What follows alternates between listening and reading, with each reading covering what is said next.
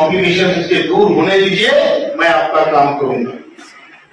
हम 3 बार आदरणीय अर्थमंत्री, वित्त मंत्री निर्मला सीतारमण जी, फाइनेंस मिनिस्टर थे, दूसरी बार मिले तो उन्होंने ट्वीट करके सारी दुनिया को बताया कि मैं आज कमांडर अशोक राउत और एनएसी के टीम से मिली और उनसे चर्चा की। एक भारत का वित्त मंत्री इतने बड़े देश का आज ट्वीट करके बता रहा है कि सीधे साधे सिंपल लोगों से वो मिली। क्यों? वो आपकी ताकत है, ये आपकी ताकत है कि आपकी वजह से आपके प्रतिनिधि को वहां बुलाया जाए। हमारे जो लेबर मिनिस्टर है आदरणीय मनसुख मांडविया जी, उनके पहले थे भूपेंद्र यादव जी, उनके पहले थे संतोष कुमार गंगवार जी, उनके पहले थे बंगारू दत्तात्रेय जी। इन सभी से हम कई बार मिले, प्रेजेंटेशन दिए, लेकिन अभी तक हमारा काम नहीं हुआ है। लेकिन आपको बताने में मुझे बड़ी खुशी होती है कि आपका काम 7,500 और महंगाई भत्ता अगले आने वाले 2 महीने के अंदर आपको मिलेगा। इसका कहने का मेरा जो आधार है वो ये है कि आदरणीय श्रम मंत्री, वित्त मंत्री जी पहले संजय रंजन साहब ने कहा कि क्या अड़चने हैं। वित्त मंत्री पहले इस योजना में हमें पैसा देने के लिए तैयार नहीं थे। वो बोल रहे थे कि सेल्फ फंडेड स्कीम है, आप अपना काम करो, हमें मत मांगो। हम जब वित्त मंत्री जी से मिले तो हमने आदरणीय निर्मला जी को कहा कि मैडम, आप श्रमयोगी मानधन योजना में भारत सरकार 100% योगदान करते हैं। जब मैं सौ देता हूं तो भारत सरकार 100 देता है। यूपीएस यूनिफाइड पेंशन स्कीम जो सरकारी कर्मचारियों की है, उसमें भारत सरकार 18.5% योगदान करता है और हम लोगों की तरफ भारत सरकार बिल्कुल देखता नहीं, हमें केवल 1.16 एडमिनिस्ट्रेटिव एक्सपेंडिचर के लिए मिलते हैं, पेंशन के लिए नहीं।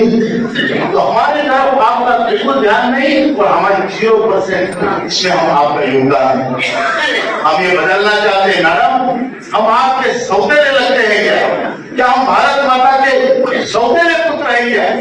ये हमने उनसे पूछा और उनको हमने बताया हम सिर्फ प्रॉब्लम लेके नहीं जाते, हम साथ में सॉल्यूशन लेके जाते हैं। उन्होंने पूछा कैसे कर सकते हैं, हमने बताया कि जो श्रम मंत्री का हमारे फंड का पूरे साल का जो ब्याज है वो पूरा ब्याज पेंशन में डाइवर्ट हो। आपको हम असल की बात नहीं कर रहे, ओनली इंटरेस्ट हमें दे दो।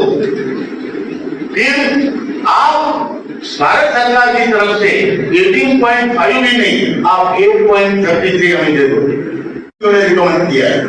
और हमारी तरफ से भी हम 2 चीजें देंगे। तो वित्त मंत्री बोले आप तो मांगने वाले हैं, आप दे कैसे सकते हैं? मैंने बोला वही तो खासियत है, ये पूरा फंड दिया किसने है?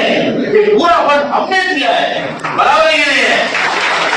जब हम इतना पूरा फंड दे सकते हैं मैडम तो और भी दे सकते हैं, लेकिन हमारी बुढ़ापे में हमारी इज्जत रखो, हमारी आबरू रखो, बुढ़ापे में हमें अपमानित होने से बचाओ, हमारी लाइफ को डिग्निटी दो, सम्मान दो और हमारे मरण को भी सम्मानित दो। इस प्रकार से हमने कहा, हमने बोला 2 चीजें हम दे सकते हैं। पहली बात, जो 8.33 हमारा आप काटते हैं मालिक का, वो पूरा 12% काटो, हमें फर्क नहीं पड़ता है। बराबर क्या? आंदोलन की आवाज निकलनी चाहिए। जब आवाज के लिए निकलेगी तो सुनेगा लोग भाई, बराबर है। आंदोलनकारी एक योद्धा होता है और उसको डर के नहीं चलेगा, बात रखनी चाहिए, बात करनी चाहिए। भले हम किसी की इंसल्ट ना करें, लेकिन बात रखने में बिल्कुल हिचकिचाहट नहीं होनी चाहिए, बराबर। तो हमने उनको बोला हमारा 8.33 नहीं, पूरा 12% ले लो। दूसरी बात हमने बोली 15,000 की सीलिंग 25,000 की करो। हमें जवानी में हमसे 2 पैसे ज्यादा ले लो, नहीं पड़ता, लेकिन बुढ़ापे में हमारी इज्जत रखो।